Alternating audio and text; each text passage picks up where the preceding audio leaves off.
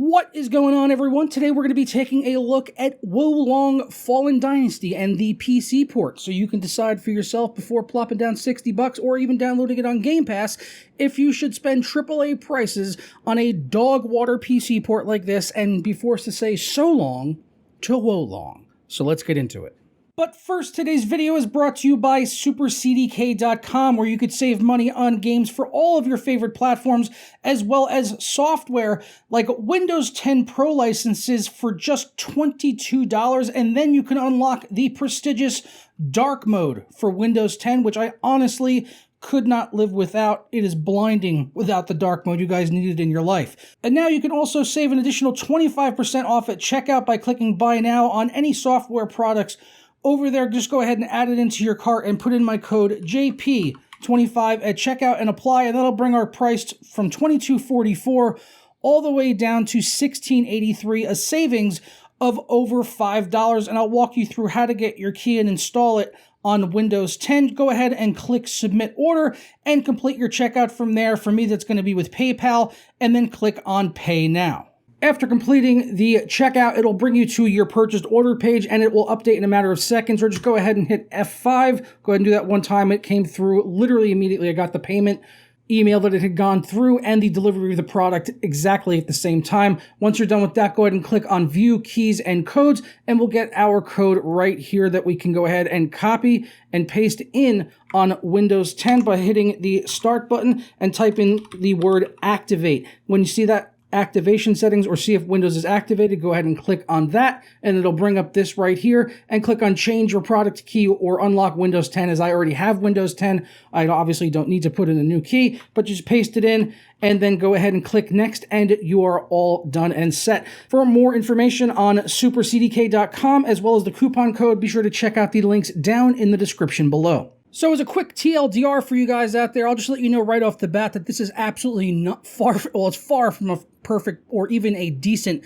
PC port. The performance for me in the full version of the game on the Windows Store version of the game seems to be fine, honestly, although I have seen a lot of complaints from Steam users having issues with the performance in this game and the stutter and all of that, and that very well could be because they played the demo, and it doesn't seem like that demo has had an update, and also people had access to it before the game had even launched, so it very likely didn't have a day one patch, so take that into account. I'm playing the Windows Store version because this game is thankfully available for free as a part of a PC Game Pass subscription. So if you really want to give this game a try, I would say that that's probably your best bet, is to go ahead and get it through Game Pass if you have a subscription on there and you really want to play a new Souls-like type of game from the developers behind the Nioh franchise, N-I-O-H. But it is certainly far from a perfect PC port.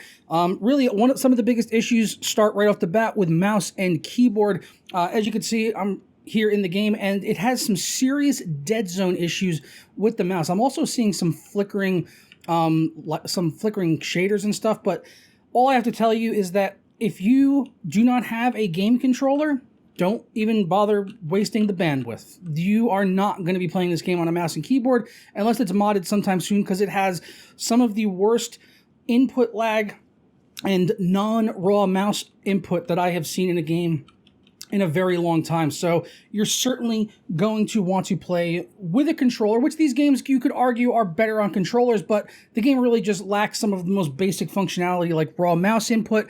And when you boot up the game for the first time, it will not even detect mouse and keyboard and give you the correct prompts for it. And some of the button mappings are a little bit off base, but a lot of this stuff is, it's not forgivable, but I can sort of overlook it because I've come to expect it with these types of games. Doesn't mean it's okay, but if you're going to get it, certainly look to play with with a controller. With that out of the way, let's jump into the options menu and we can talk about what's available in here. It's all kind of pretty hilarious, honestly, once you get into it. So you can see here we've got several sub-menus in here. The game on the Windows Store version has a hard cap of 120 FPS, and it cannot go above that. Even if you turn VSync off, you are going to be stuck at 120 FPS.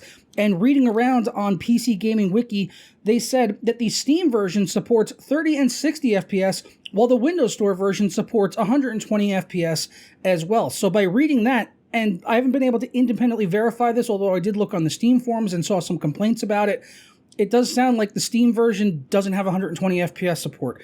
Again, let me know if I'm wrong about that in the comments below, but it seems like spending $60 on this game may actually get you a worse experience than just playing it on Game Pass at no extra charge, which is probably how most of you are going to want to play this game if you're unsure about it.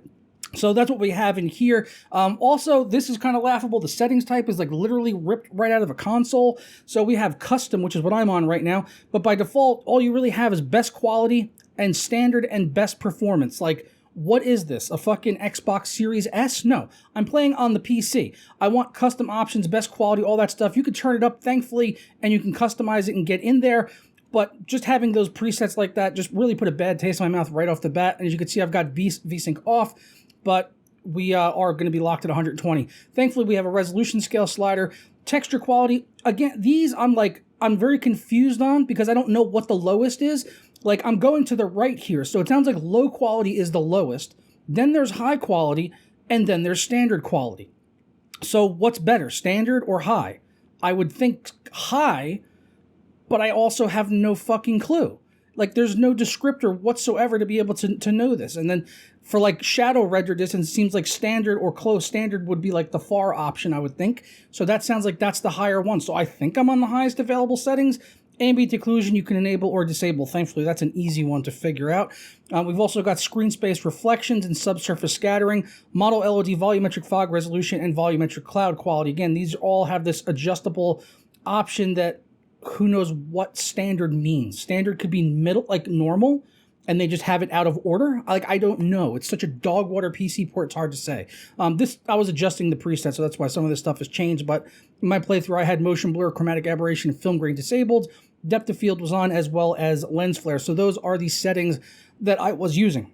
And as I said, this game is unable to automatically detect mouse and keyboard settings. So if you do want to use mouse and keyboard, you can navigate the menus, but you won't know the exact buttons to press, and you can't use like the up and down arrows and enter.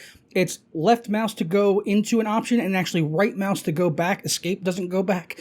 So if you want all of that stuff to work and get the right prompts, you have to go into control settings and change the controller type over to mouse enabled. And thankfully they do have prompts in here though for PlayStation and Xbox controllers and keyboard and mouse. So at least you can get them working, but it's a little annoying that it doesn't automatically detect mouse and keyboard by default if there's no controller plugged into your system. So certainly be aware of that. Alright, so once you get through all of that, and let's say you've got the Game Pass version of the game and you're playing at a locked 120 FPS, as this game doesn't really seem that difficult to drive, as it's not particularly graphically impressive in my opinion. Some of the art style does look good. It sort of fits the theme and the style of these games in general, but it's not going to really wow anyone, I think, in terms of its visuals. Like even something like Elden Ring, which I think a lot of people give crap for the visuals on that. That game can still look absolutely gorgeous at certain times of the game, even though some models and textures in the game aren't great.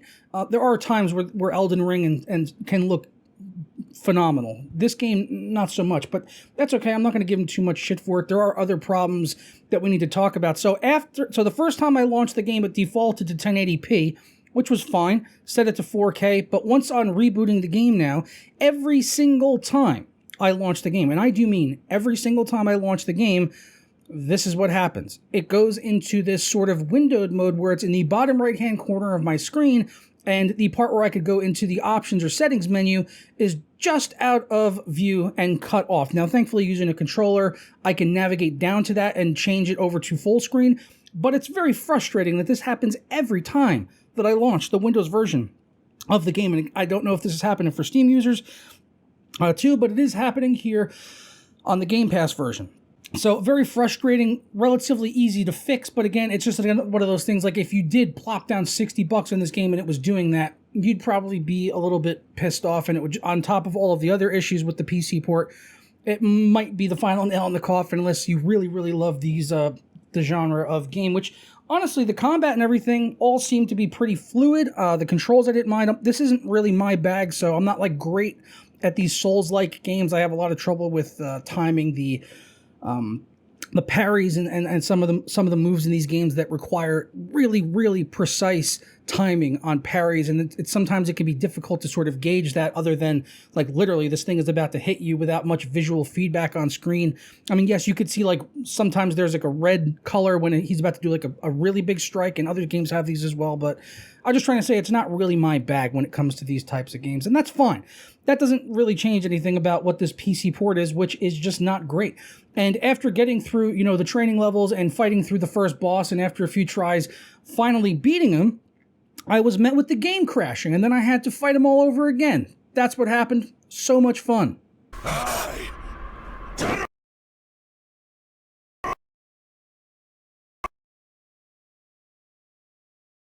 So at the end of the day, can I recommend this game really to PC gamers?